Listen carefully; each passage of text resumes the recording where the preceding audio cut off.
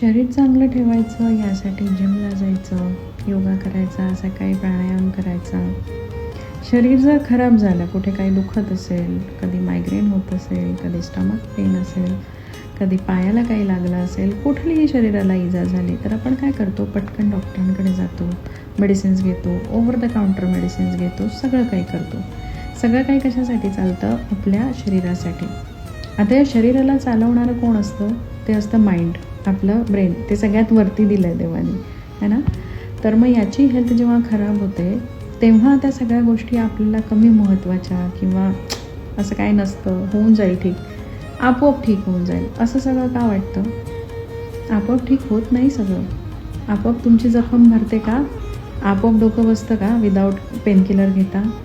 जसं शरीराचं काही आपोआप ठीक होत नाही ना, तसंच आपल्या डोक्याचं, मनाचं आपोआप नाही ठीक होत. सो आहेत, जखमा झाल्या आहेत, डोक्याला जखमा झाल्या आहेत, तुमच्या मनाला जखमा झाल्या आहेत, वेगवेगळ्या प्रकारच्या. दुःख आहे, त्याला दुखणं आहे, पेन आहे, ते आपोआप नाही ठीक होणार.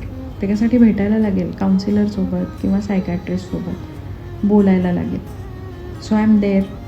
या, भेटा. क्लिनिक आहे माझं मुंबईला, तिथे भेटू शकतो इन पर्सन किंवा ऑनलाईन काउन्सिलिंग पण आपण करू शकतो.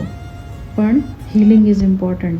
हे ओके राहील ना, हे ओके राहील तर आपोआप शरीर पण अजून चांगलं राहील. काळजी घ्या. Bye bye.